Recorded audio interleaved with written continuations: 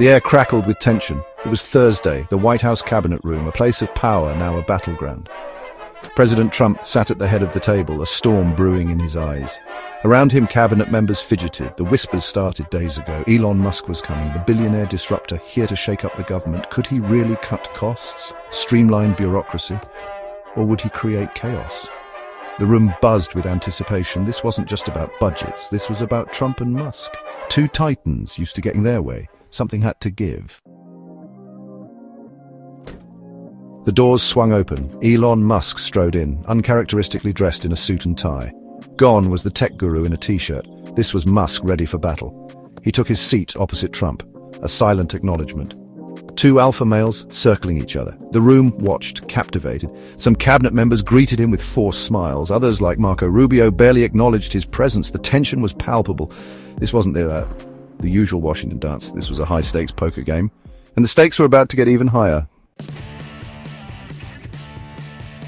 The meeting began cordially enough. Trump praised Musk's business acumen. Musk, in turn, expressed his admiration for Trump's leadership. But the facade crumbled quickly. It started with a pointed question from Musk. How many people have you fired, Marco? Rubio bristled. He defended his record at the State Department, citing the 1,500 employees who took buyouts. Buyouts? That's not firing. That's giving away taxpayer money. The room went silent. All eyes on the two men. Rubio, the seasoned politician, facing off against Musk, the brash billionaire. Neither man backed down.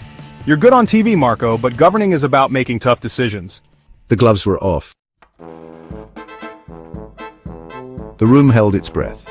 Would Trump side with his cabinet member or his billionaire ally? Trump, never one to shy away from conflict, surprised everyone. He raised his hand, silencing the room. Gentlemen, we're all on the same team here. He acknowledged the need for cost-cutting, praising Musk's zeal. But he also defended Rubio, emphasizing the importance of diplomacy and experience. We need a more refined approach. Not a hatchet, Elon, a scalpel. The cabinet secretaries are in charge. You're here to advise, not dictate. It was a clear message. Trump was asserting his authority. He would not be overshadowed, not even by Elon Musk. The tension in the room didn't dissipate. It merely shifted targets. Now it was Transportation Secretary Sean Duffy's turn to face Musk's scrutiny. The FAA's efficiency, its staffing, even its equipment, it's all outdated. How can we move forward with such inefficiencies? Duffy, a staunch defender of his department, shot back. Is that true, Mr. Musk? Give me names. Who are you talking about? Musk, caught off guard, denied the accusations, but the damage was done. The exchange exposed the deep divide between Musk's vision for a leaner government and the realities of running complex agencies.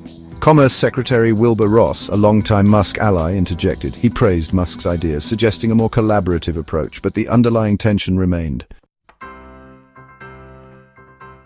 Section 6. Collins concerns Veterans Affairs in the Crosshairs. The discussion moved on, but the pattern continued. The room was filled with a palpable tension.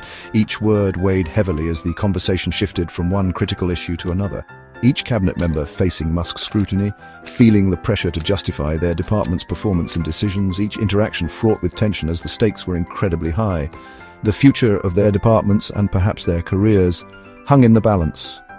When the focus shifted to Veterans Affairs, the atmosphere grew even more intense. Secretary David Shulkin found himself in the hot seat, his every move and decision under the microscope. While I acknowledge the importance of supporting veterans, the need for efficiency cannot be overstated. I have to question the department's efficiency. The sprawling bureaucracy, the duplication of efforts, it's all too much. We need to streamline processes to ensure that resources are used effectively. The current system is overwhelmed, bogged down by redundant processes that hinder rather than help. Elon, you have to understand, there are unique challenges in caring for veterans. It's not just about efficiency. There are unique challenges in caring for veterans. We need specialized services to meet their needs. These are individuals who have given so much for their country, and they deserve the best care we can provide. Shulkin, a physician known for his calm demeanor, pushed back. He spoke about the unique challenges of caring for veterans, the need for specialized services. He emphasized that the needs of veterans are unique and complex, requiring a tailored approach that goes beyond standard medical care. The need for specialized services is paramount. Veterans face unique medical and psychological challenges that require dedicated resources and expertise. I agree with Elon on the need for efficiency. However, we must also consider the human element, but we must also retain competent employees, especially those serving our veterans. Their expertise and dedication are invaluable, especially those serving our veterans. These professionals are the backbone of our efforts to provide the best care possible. Balancing efficiency with compassion is the key to truly serving our veterans. Section 7. Shifting dynamics from Hatchet to Scalpel. As the meeting progressed, a subtle shift occurred. The room, once filled with the buzz of excitement and anticipation, began to settle into a more contemplative atmosphere. The initial fervor was giving way to a more measured and thoughtful approach. Trump's initial enthusiasm for Musk's disruptive approach seemed to wane. While he had been captivated by Musk's bold vision and innovative ideas, the reality of implementing such drastic changes was beginning to sink in. He was still receptive to the idea of cost-cutting, but he was becoming more cautious. The complexities of governance were becoming more apparent, and the need for a balanced approach was undeniable. Governing isn't just about making sweeping changes. It's about understanding the intricate web of policies, regulations, and the human lives they affect. It's about making informed decisions that balance innovation with stability. It's about understanding the complexities of government, the human impact of policy decisions. Each decision has a ripple effect, influencing not just the present but the future as well. We need to focus on streamlining government, not just draining the swamp. The goal is to create a more efficient and effective system, one that serves the people without unnecessary bureaucracy. It's about using a scalpel, not a hatchet. Precision and care are paramount. Each cut must be deliberate, each action well considered. The clashes with Rubio, Duffy and Shulkin had given him pause. These interactions highlighted the challenges and resistance he would face in pushing through his agenda. Trump realized that governing wasn't just about making sweeping changes. It required a deep understanding of the system, the ability to navigate its intricacies, and the wisdom to know when to push and when to pull back. It was about understanding the complexities of government, the human impact of policy decisions. His language shifted. He began to speak more about collaboration and less about confrontation. He spoke less about draining the swamp and more about streamlining government. The emphasis was on making the system work better, not just tearing it down. It was a clear signal to Musk and his team. Their role was to provide insights and innovative solutions, but within the framework of the existing system. They were there to advise, not to dictate. The balance of power was clear and the need for a collaborative approach was emphasized. The cabinet secretaries were in charge, and they would proceed with caution. Their experience and understanding of the system were invaluable, and their approach would be one of careful, deliberate action. Section 8. The aftermath, public statements and lingering tensions. The meeting finally adjourned. Exhaustion hung heavy in the air. The participants, a mix of high-ranking officials and influential figures, filed out slowly, their faces etched with the strain of intense discussions. The weight of the decisions made and those yet to be made was palpable. The press, eager for details, swarmed the White House. Official statements were carefully crafted. Each word was chosen to project unity and progress, a stark contrast to the underlying tensions. Reporters, hungry for any hint of discord, peppered officials with questions, hoping to uncover the real story behind the polished facade.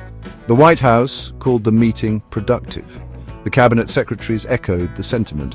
They spoke of new initiatives and collaborative efforts, painting a picture of a government working seamlessly towards common goals.